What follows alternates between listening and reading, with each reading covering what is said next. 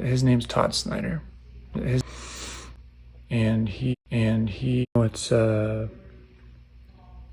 been a long time since I shared a song here or anywhere really. The guy who inspired all of this, my entire folk singing career, I guess you could say. His name's Todd Snider, and he passed away last night or today, and I actually got the news as I was going on to Facebook to put my first speaker set that I ever bought onto Facebook Marketplace because I don't need it anymore. And I was in my parents' garage in Florida, and I just fell on the ground.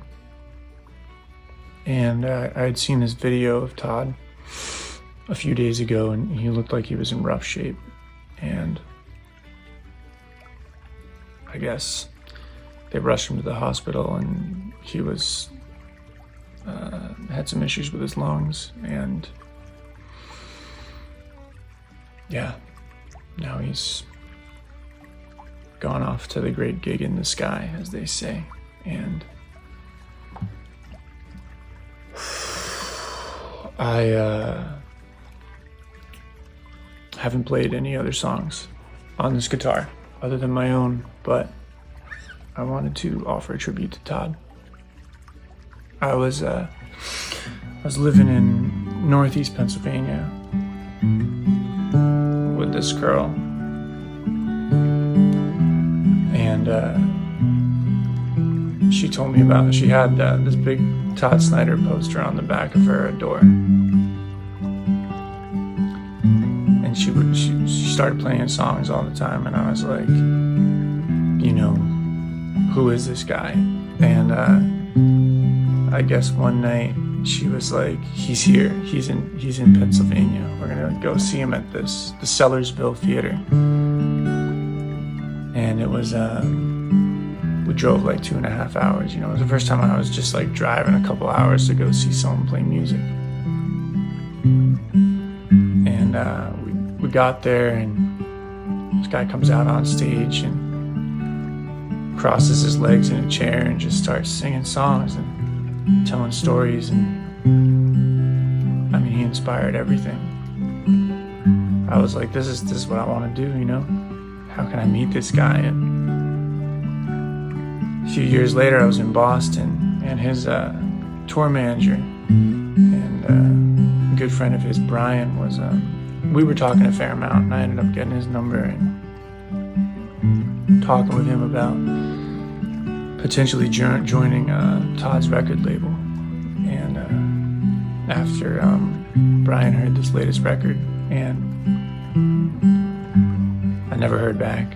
It was a while, you know, and ended up going to India and all that traveling stuff. And suffice it to say, you know, this guy meant a lot to me. He's the whole reason I got harmonicas. He's the whole reason I started finger picking. He's the whole reason I started playing guitar. He's the whole reason for so much of my life, so many of my songs. And if you appreciated him, this is I'm sure you'll recognize this one.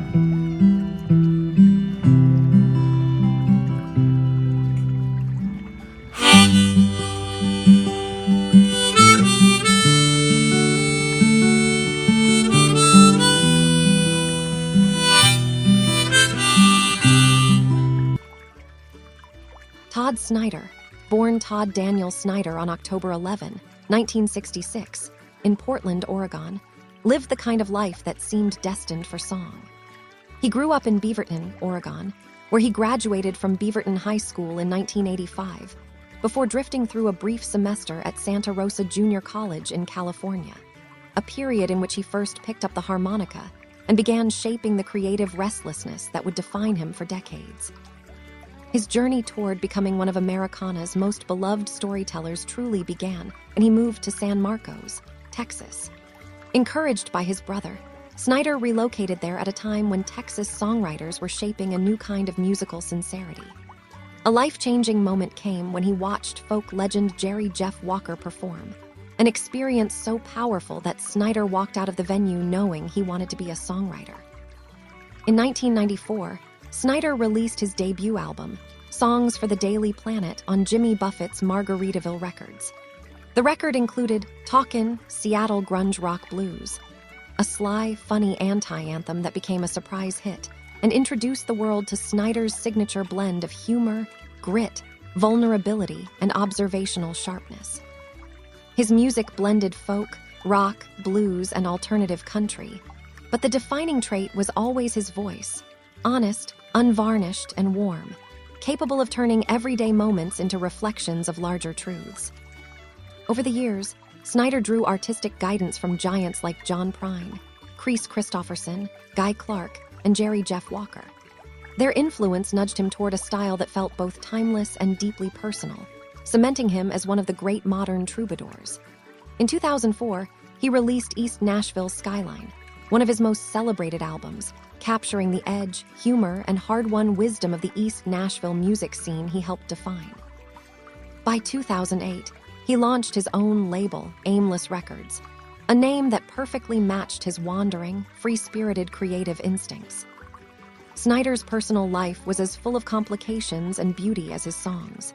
He married painter Melita Oshiovitz, whom he met in 1997, and spent years battling spinal stenosis, a condition that challenged but never silenced his artistry.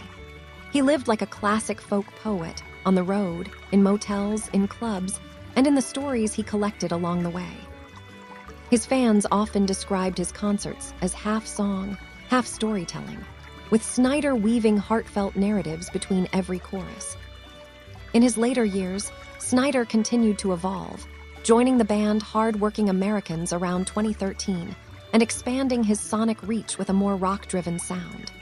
But even as his musical landscape grew, his core remained unchanged, a wandering voice seeking truth through humor, heartbreak, and everyday observations. Tragedy struck in 2025. Snider was hospitalized with pneumonia shortly after suffering serious injuries from an alleged violent assault at a hotel in Salt Lake City. On November 14, 2025, the beloved singer-songwriter died at the age of 59. His passing sent ripples through the music world. His label honored him as our folk hero, our poet of the world, a tribute that captured the depth of his influence and the tenderness with which he observed the human condition.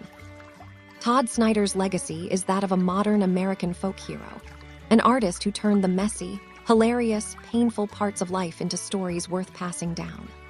He sang for the wanderers, the dreamers, the imperfect, the hopeful, and anyone who ever found meaning in truth wrapped in a melody. His work lives on not just in his recordings, but in the countless musicians he inspired and the listeners who found pieces of themselves in his songs.